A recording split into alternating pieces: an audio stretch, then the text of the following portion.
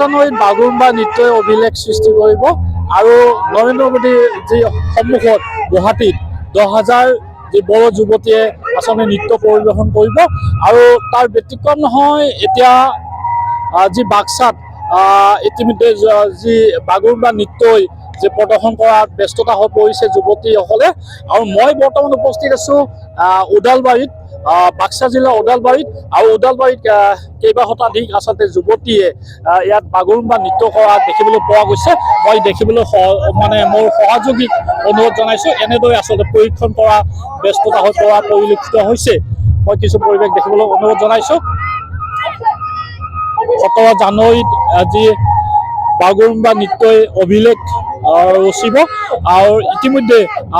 প্ৰস্তুত হৈ পৰিলক্ষিত হৈছে আৰু মই কিছু পৰিৱেশ দেখিবলৈ মই অনুৰোধ জনাইছোঁ মোৰ সহযোগীক এনেদৰে আচলতে যুৱতীসকলে যি পৰীক্ষণ কৰাত ব্যস্ততা হৈছে বাক্সাৰ ওদালবাৰী দৃশ্য এয়া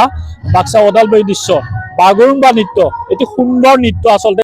গৰাকী আছে তেখেতে প্ৰদৰ্শন কৰিছে ইয়াত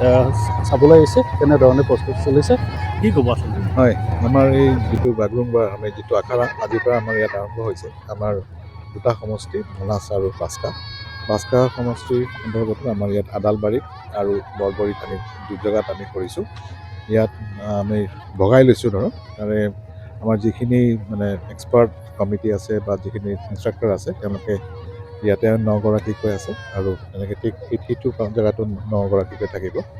আৰু আমি ইয়াতে 3 দিনীয়াকৈ আমাৰ মানে এইটো ৰিহাৰ্চল চলিব তাৰপিছত 11 তাৰিখে এই গোটেই দলটো আমাৰ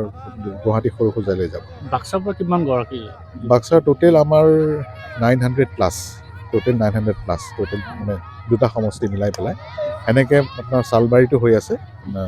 তাতো প্ৰশিক্ষণ চলি আছে 3 জেগাত হৈ আছে আমাৰ বৰ্তমান 3 জেগাত চলি আছে আৰু আমি ভাবিছোঁ যে আমি যিমানখিনি পাৰোঁ আৰু এতিয়া বতৰো খুব ভাল হৈছে আৰু আমি দুজেগাত মানে আমি ভগাই লৈছোঁ যিহেতু আমাৰ অঞ্চলটো অলপ ডাঙৰ আৰু অলপ দূৰপতীয়া সেইকাৰণে আমি দুজেগাত কৰিবলৈ আমি সিদ্ধান্ত ল'লোঁ যি ওদালবাৰীত যুৱতীসকলে আৰু মই পোনে পোনে মই আপোনাৰ ওচৰত ইপিনে আহিবলৈ অনুৰোধ জনাইছোঁ কিছু কথা জানিবলৈ চেষ্টা কৰিম আৰু উদ্যোক্তাসকল আছে তেওঁলোকে প্ৰশিক্ষণ দিছে দাদা কি ক'ব আচলতে কেইবা শতাধিক আচলতে যুৱতীয়ে ইয়াত পৰীক্ষণ কৰা দেখিবলৈ পোৱা গৈছে আৰু মাজত কেইটামান দিন বাকী 17 জানুৱাৰীত আচলতে আপোনাৰ কেনেধৰণৰ প্ৰস্তুতি প্ৰথমে নতুন বছৰৰ সকলোৰে কাৰণে সুস্বাস্থ্য ভগৱানৰ ওচৰত কামনা কৰিছোঁ বহুত আমি আচলতে এটা মনত ভাল লাগিছে ফূৰ্তি লাগিছে ভাল লাগিছে সকলো বড়ো জাতিৰ কাৰণে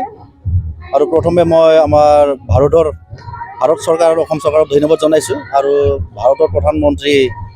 সন্মানীয় নৰেন্দ্ৰ মোদী ছাৰক বহুত বহুত ধন্যবাদ আৰু আমাৰ অসমৰ মুখ্যমন্ত্ৰী ডক্টৰ হেমন্ত বিশ্ব শৰ্মা ছাৰলৈ বহুত বহুত ধন্যবাদ যাচিছোঁ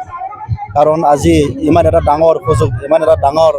আমাক এচিভমেণ্ট দিছে আমাৰ বড়ো জাতিৰ যিটো কালচাৰ সাংস্কৃতিক এইটো ৱৰ্ল্ডতে বুলি ক'ব লাগিব আজি মেগা বাগৰুম্বা আজি আমাক মানে কি বুলি কয় এইটো ডেন্স কৰিবৰ কাৰণে আজি সুযোগটো দিছে এইটো আমাৰ 17 তাৰিখে হ'ব গুৱাহাটীত হ'ব আৰু 17 তাৰিখে আমাৰ ভাৰতৰ প্ৰধানমন্ত্ৰী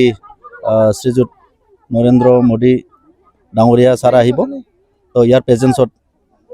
আমাৰ আজি যিটো আমি প্ৰশিক্ষণ কৰি আছোঁ শিকি আছোঁ বাগৰুম্বা সেইটোক আমি তাতে প্লে কৰিম বা নাচিম আৰু ইয়াত আমাৰ অসমৰ মুখ্যমন্ত্ৰী হেমন্ত বিশ্ব শৰ্মা ডাঙৰীয়া থাকিব আৰু আমাৰ BTCৰ চিফ শ্ৰীযুত হাগ্ৰামা মহিলাৰী ছাৰো থাকিব আৰু বহুতো সংগঠনৰ আমাৰ লিডাৰবিলাকো থাকিব তো আমি বহুত সুখী হৈছোঁ আমাৰ এই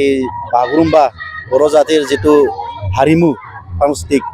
এইটোক যে আমি ৱৰ্ল্ডতে আমি দেখাবলৈ আমি সুযোগটো পাইছোঁ ইয়াৰে আমি আজিৰ পৰা আমাৰ ষ্টাৰ্ট হ'ব LAC লেভেলত আমাৰ বাক্সা LAC আৰু আমাৰ মানাছ LAC এটা দুটা জেগাত হ'ব আমাৰ বাক্সা LACত আমাৰ বাক্সাৰ DC সন্মানীয় গৌতম দাস ছাৰৰ উদ্যোগত আৰু আমাৰ বাক্সা জিলা বড়ো হাৰিমু আফাদৰ সহযোগিত আজি আমি এই যিটো বাগৰুম্বা মেগা বাগৰুম্বাৰ কাৰণে যিটো নাচিবলৈ যাব এইটো আমি প্ৰেক্টিছ কৰি আছোঁ খুব ধৰণে আমাৰ ট্ৰেইনাৰসকলে গুৱাহাটীত 3-4 দিনমান প্ৰশিক্ষণ লৈ আহিলে আমি কিছুমান নতুন আমি আৰ্ট বনাম বাগৰুম্বাৰ মাজতে। সেইটো আমি আজি আমাৰ ট্ৰেইনাৰসকলে শিকাই আছে, আমাৰ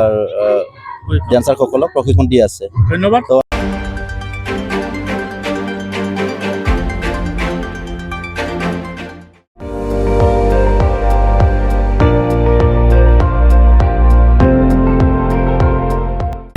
আপুনি চাই আছে ND24, সৰ্বশ্ৰেষ্ঠ নহয় সৰ্বোত্তমৰ দৌৰ।